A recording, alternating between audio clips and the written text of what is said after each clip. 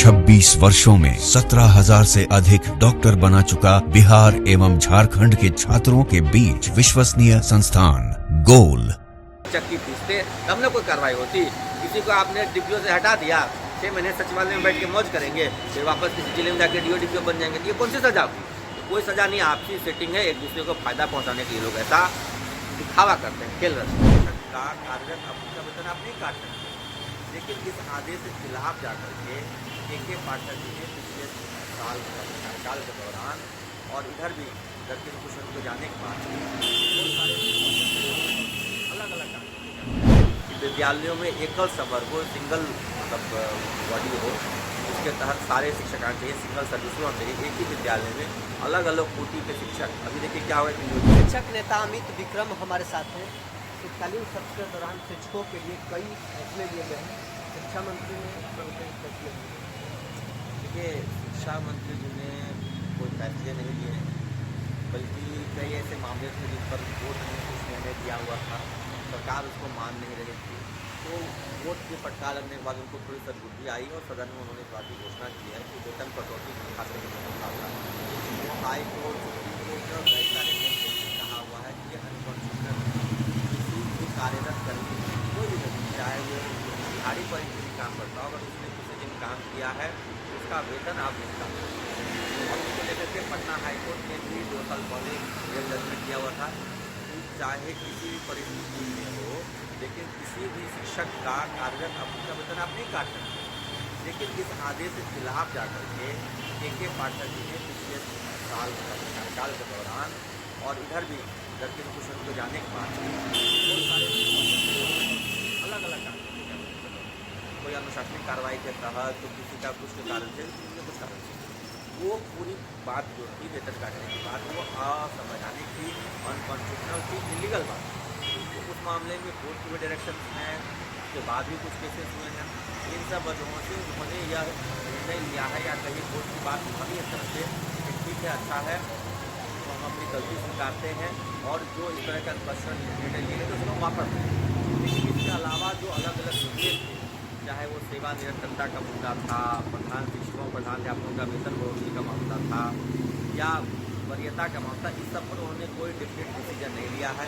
इस सब पर वो अभी भी बरकरार है। उनका ये जो जैसे कि खास करके प्रधान शिक्षकों का वेतन का मामला है, तो उनका जो वेतन निर्धारण हुआ था आज से 4 साल पहले, स्टार्टिंग था 3,500 और प्रधानाध्यापकों का 35,000।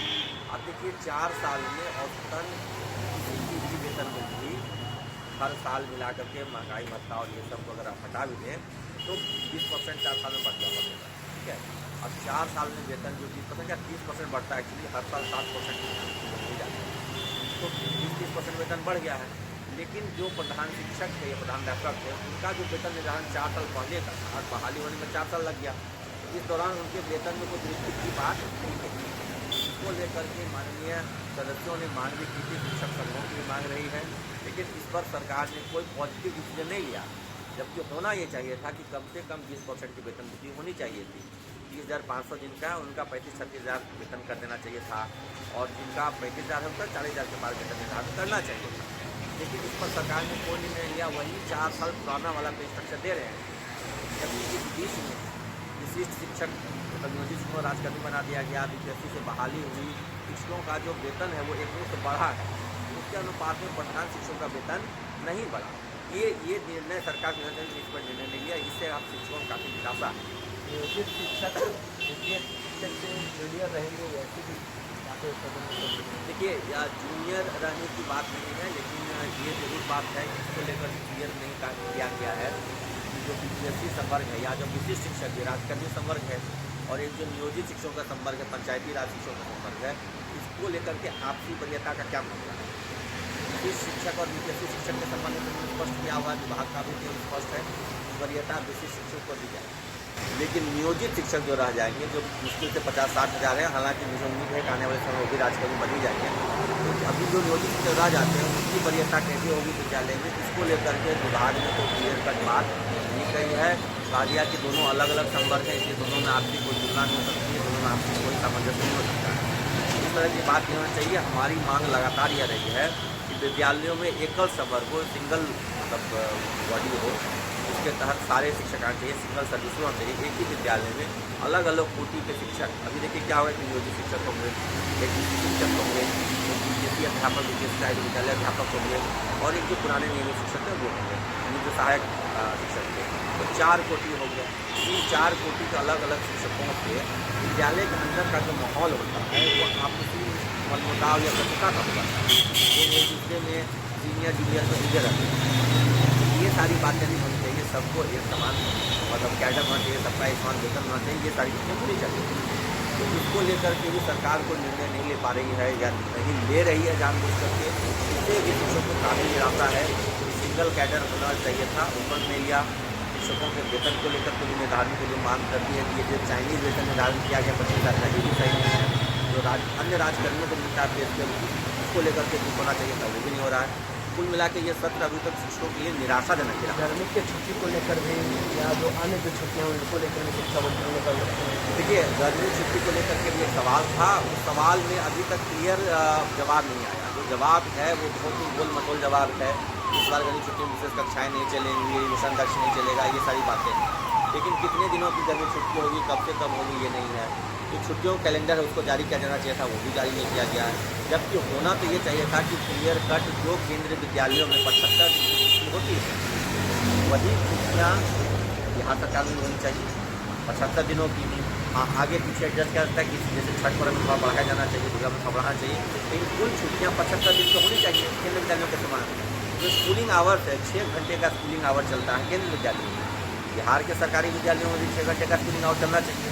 तो हम जब अपनी शिक्षा व्यवस्था को बेहतर बनाने की बात करते हैं तो जो बेहतर मॉडल है केंद्रीय विद्यालयों में, ये नो डाउट सब लोग जानते हैं कि वहाँ की शिक्षा व्यवस्था बेहतर है, तो उस बेहतर मॉडल को क्यों नहीं हम लोग अपना लेते हैं।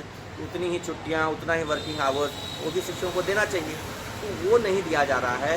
पीएल को लेकर के एक सवाल था, अर्जित अपराध शिक्षकों को नहीं मिल रहा है। पिछले साल जब छुट्टियों में कटौती हुई उसके बदले में 33 EL मिलना चाहिए था, वो 33 EL नहीं मिला। उसको लेकर जो जब सवाल था जो सदन में, उसको लेकर मंत्री जी का कोई जवाब नहीं है। तो इस तरह से हम लोग देख क्या रहे हैं अधिकारियों को कल निलंबित किया। वो तो निलंबन का एक खेल है, वो तो विभाग अपना चेहरा बताने के लिए भ्रष्टाचार अगर होता है जब ये बात पकड़ में आ जाती है, सामने आ जाती है बहुत बड़ा भ्रष्टाचार हुआ है, तो तत्कालीन क्या किया जाता है कि बात को दबाने के लिए, मामले को दबाने के लिए कुछ अधिकारियों को निलंबित कर देते हैं। फिर 2-4-6 महीने बाद वापस उन अधिकारियों को वापस लिया जाता है, उसी पद पर उनको फिर से बैठा दिया जाता है। ऐसे कई सारे अभी शिक्षा विभाग के पदाधिकारी हैं जो निलंबित हुए थे, वित्तीय गबन का आरोप था, भ्रष्टाचार का आरोप था, आज वो फिर उसी DO के पद पर बैठे हुए हैं, सचिवालय में बैठे हुए हैं। तो ये सब तो उनका खेल है, आपसी सेटिंग का खेल है, एक दूसरे को मदद करते हैं सारे पदाधिकारी शिक्षा विभाग। और भ्रष्टाचार तो उसी मतलब में है, भ्रष्टाचार उतना तक है। जो स्कूल डेस्क का पैसा आया, डेस्क बेंच का, इसमें देखिए, जो समरसेबल बोरिंग हुआ उसमें देखिए जा करके, स्कूल में जो किताबें बैग स्कूल बैग पढ़े उसमें देखिए, इस सब में तो भ्रष्टाचार है, बड़ा भ्रष्टाचार है। 4,000 का एक स्कूल का डेस्क बेंच बनाते एक सेट, और जब मार्केट में कीमत पूछी जा रही है, कहा जा रहा है 1500 का है, 1800 का, अखबारों में छपा, मीडिया में रिपोर्ट, ये कहाँ किस्मत का है। सब ने मिल करके एक दूसरे को बचाया। वही हाल समरसेबल बोरिंग का भी हुआ। बोरिंग कराना था 200 फीट, 250 फीट, बोरिंग हो रहा है 60 फीट, 80 फीट। उसकी भी जांच की बात आई पिछले बार सदन में, मंत्री जी ने कहा था कि हम उसकी जांच कराएंगे। कहाँ गई जांच, क्या आया रिपोर्ट, उस पर हुई कार्रवाई, कोई कार्रवाई नहीं होती है। तो भ्रष्टाचार को शिक्षा विभाग जानबूझ करके करती है और आपस में एक दूसरे को बचाती भी है। एक पदाधिकारी दूसरे पदाधिकारी का तो जाँच कौन करेगा, तो सारे शिक्षा विभाग के पदाधिकारी ही हैं।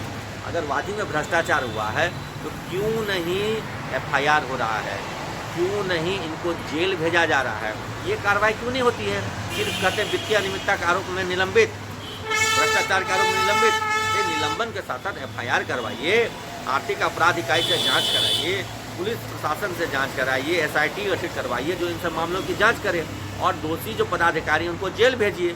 कि जेल भेजने के बदले मौज में जा रहे हैं कि जाकर के सचिवालय में बैठेंगे या किसी दूसरे जिले में जाकर के आराम से बैठेंगे, ये तो मौज आप उनको दे रहे हैं, रेस्ट दे रहे हैं।